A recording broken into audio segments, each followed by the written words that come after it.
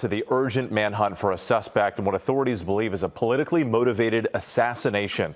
A Minnesota state lawmaker and her husband murdered inside their home. Another lawmaker and his wife shot but survived. ABC's Faith Abube is at the scene in Brooklyn Park, Minnesota with the latest. Faith, good morning. Yeah, good morning to you. Investigators spent hours here yesterday at the home of the former state House Speaker who was shot and killed along with her husband yesterday. Police say they encountered that suspect right here in this driveway, and it turned into a gun battle. He then took off through the house through the back door, running. This morning, an urgent manhunt underway after a man investigators say was posing as a police officer allegedly shot and killed a Minnesota lawmaker and her husband in their home.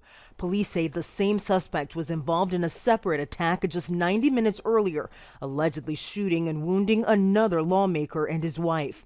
Suspects posing as police officers shot two victims. Police responding to reports of gunfire around 2 a.m. Saturday at the home of Democratic Senator John Hoffman and his wife Yvette just outside Minneapolis. Officers then checking on Democratic former House Speaker Melissa Hortman and her husband a few miles away at their Brooklyn Park home, only to find the two fatally shot. They noticed that there was a police vehicle in the driveway with the lights, emergency lights on, and what appeared to be a police officer at the door coming out of the house. When our officers confronted him, the individual immediately fired upon the officers, who exchanged gunfire, and the suspect retreated back into the home. Governor Tim Walz calling the deadly shooting politically motivated. Speaker Hortman was someone who served the people of Minnesota with grace, compassion, humor, and a sense of service.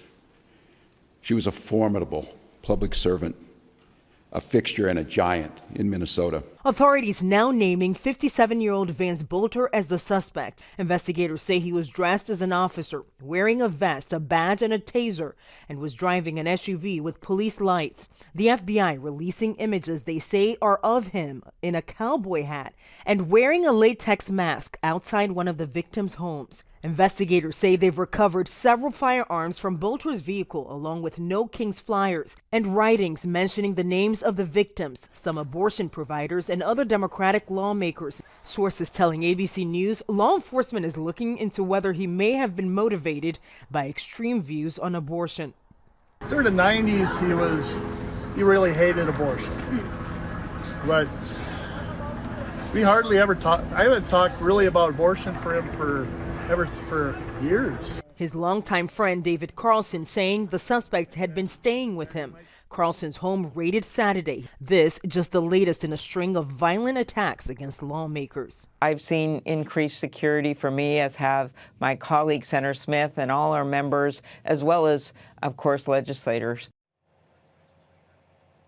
And right now, there are hundreds of agents spread out across the area in this urgent manhunt. They have detained and questioned several people, but no one is in custody at this point.